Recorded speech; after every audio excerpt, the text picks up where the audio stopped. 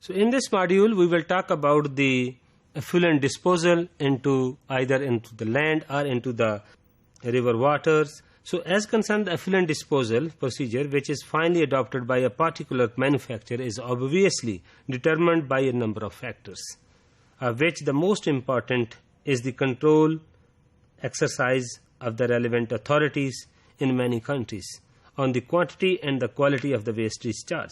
As I have already told you in our previous module, that the range of the effluent disposal method which can be considered: number one, the effluent is discharged to land, river or a sea in an untreated state, and the second is effluent is removed and disposed of the landfill site or is incinerated.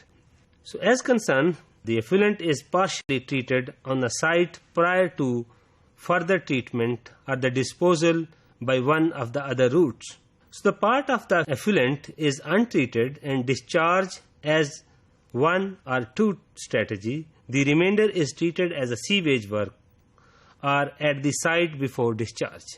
So all of the effluent is sent to the sewage work for treatment, although there might be reluctance by the sewage work to accept it, possibly resulting in some preliminary on-site treatment being required or discharge rate and effluent composition defined.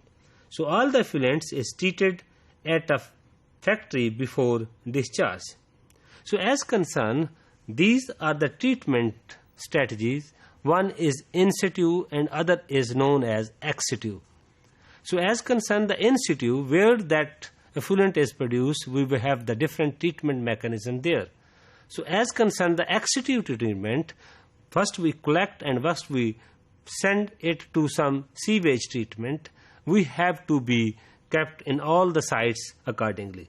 So we have to keep all these. As concerned, the disposal of the effluent to the sewers, the municipal authorities and the water treatment companies which accept the trade effluents, because the factory has the direct agreement with those sewer treatment, because if each and every industry has its own effluent treatment plant, that it will be more costly. Sometime in an industrial zones, there is a composite and a united effluent treatment, which we call as mostly the sewer treatment plants. So as you can see that if we visit to the Kasur leather industry part, there is a government have installed effluent treatment plant there.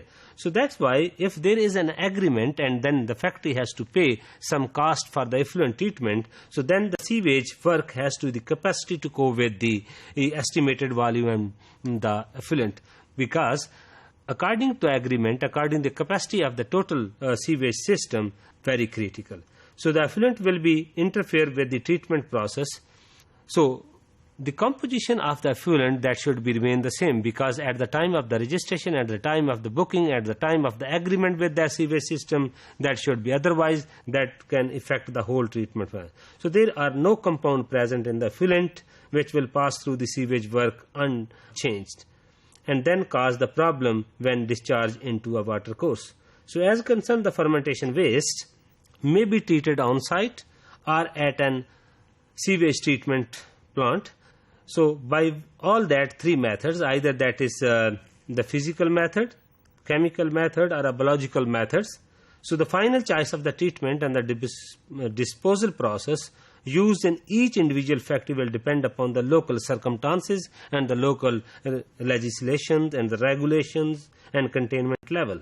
So as concerned, the treatment process that may be described as follow. So the first one is the primary treatment, in which the physical and the chemical methods, in which mostly the sedimentation and coagulation methods are mostly used.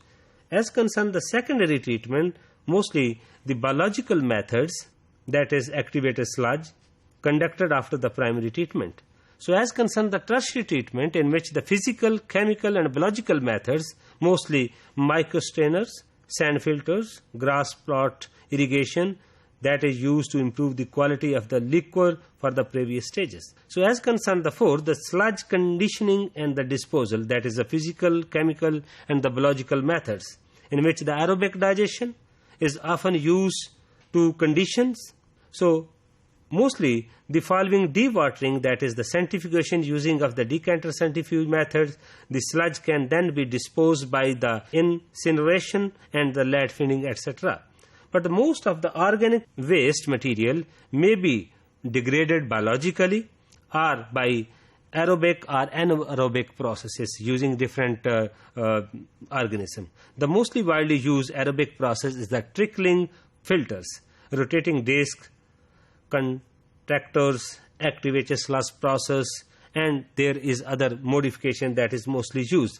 So as concerned the anaerobic processes, that is the digestion filters and the sludge blankets, and the use both in the treatment of the specific wastewater and the sludge conditioning methods by the combination both aerobic and anaerobic strategy.